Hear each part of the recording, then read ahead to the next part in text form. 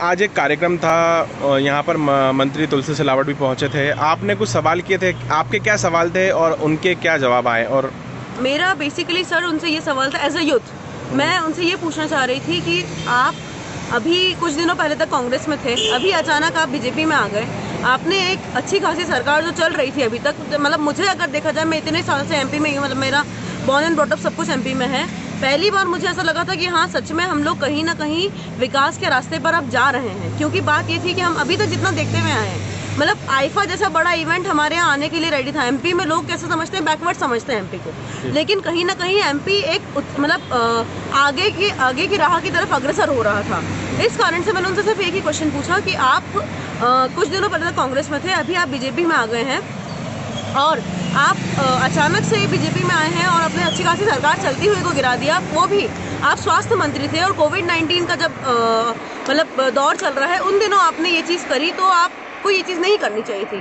तो उन्होंने मुझे सिर्फ एक ही जवाब दिया कि मैंने जब इस्तीफा दिया था मतलब स्वास्थ्य मंत्री के पद से, उस टाइम पर यहाँ पे एक भी पेशेंट नहीं था, लेकिन जब अपने यहाँ पे 23 मतलब 24 तारीख, हाँ 23 से 24 को जब हमारे यहाँ पे पेशेंट आया पहला, उस टाइम पर ये भले ही मंत्री नहीं थे लेकिन विधायक थे, और भले ही कुछ नहीं तो एक्स स्वास्थ्य मंत्री तो थे ही।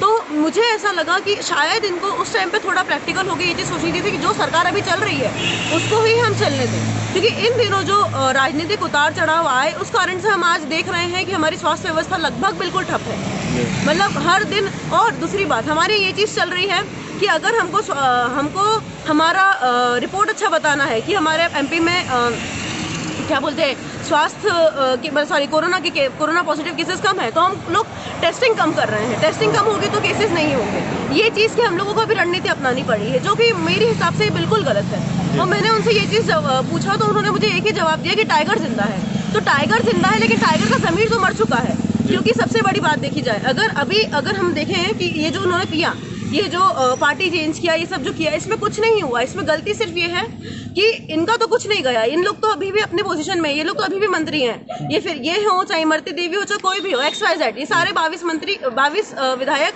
कुछ ना कुछ पोजीशन पे है, 14 को सीट मिल चुकी है।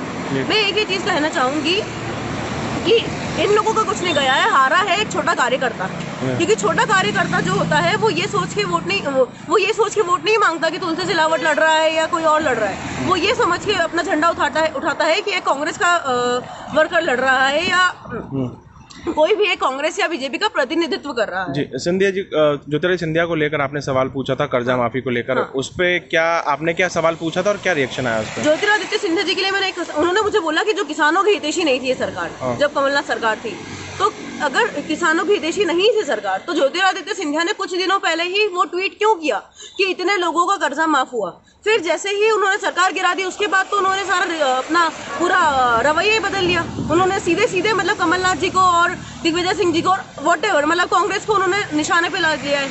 मतलब आप कम से कम ये चीज तो सोचें कि आप अगर इतना बड़ा झूठ बोल रहे हैं तो उससे पहले कम से कम अपना ट्वीट तो डिलीट कर देते। वो ये चीज तो करी नहीं उन्होंने। ओवरऑल क्या लगा आज इतने सवाल आपने पूछे तो ओवरऑल मुझे ये चीज लगी कि अब बात यही है कि ये लोग सीधे लोकतंत्र की हत्या पे उतर आए हैं।